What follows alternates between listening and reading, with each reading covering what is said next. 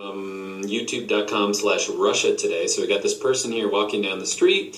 All of a sudden they realize there's a car coming, and then they get out of the way. Now, if I were to keep playing it, the guy jumps out of the car, comes running in this direction. But basically, I want to talk about what's going on. So once this guy sees the car, how does he, number one, get out of the way? And then how does that affect his body? How does that affect the organs and the chemistry and all of that inside his body? And so that whole thing is called the fight or flight. And so when I ask students, how does he get out of the way of the car? The answer is always adrenaline. And the right answer is no, it's not adrenaline. Adrenaline's not going to be able to get there that quickly. And so how does the guy really get out of the way? Well, he's going to see the car coming. He's going to process that in his brain, and then he's going to send a message down his nervous system.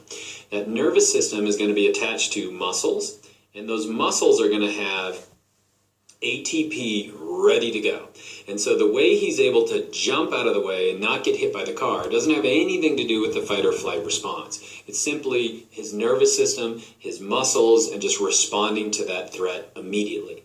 But if you've ever been in a situation like that where you just barely survive an accident or something like that, all of a sudden you feel this rush of just your heart starts beating faster, you're breathing, you feel warm. Now that's part of the fight or flight response, because this guy right here, since he's living in a city, is able to just kind of walk back onto the road and keep about his business. But back in the day, if you were attacked by a mountain lion or somebody else, you had to fight now. You had to flee, or you had to attack the attacker. And so all of that is part of what's called the sympathetic nervous system, or that system inside our body that allows us to fight or flight. And so let's zoom inside this guy and talk a little bit more about how the fight or flight works. And so it's basically centered around his brain.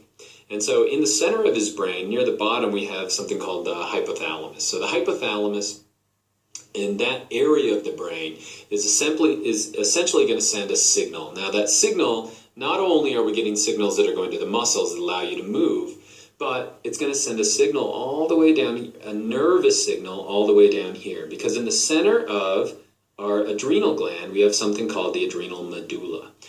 It's connected nervously to the brain. So the moment he sees that car and realizes he might die, there's a signal being sent to the adrenal medulla, or the center of the adrenal gland.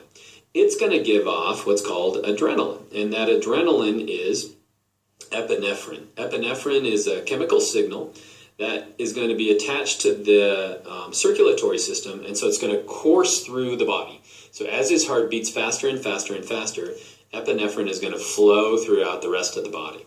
Now, epinephrine is not going to go independently going to, if we say this is a big liver cell, it's simply going to bind to proteins on the surface of those cells.